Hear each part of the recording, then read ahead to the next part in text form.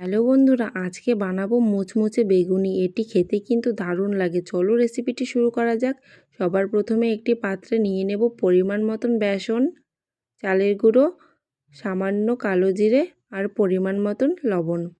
নিয়ে নেব লঙ্কার গুঁড়ো, হলুদ গুঁড়ো।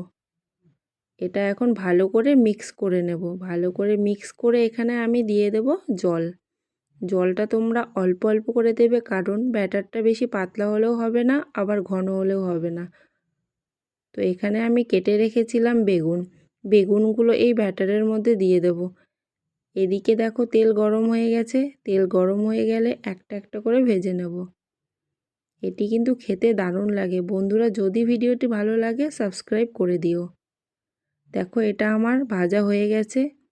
আমি সবগুলো ভেজে তুলে নিয়েছিলাম। বন্ধুরা, ভিডিওটি কেমন লাগলো জানিও। এটি খেতে কিন্তু দারুণ লাগে। দেখো কতটা সুন্দর হয়েছে আর খুব ক্রিস্পিও হয়েছে খেতে।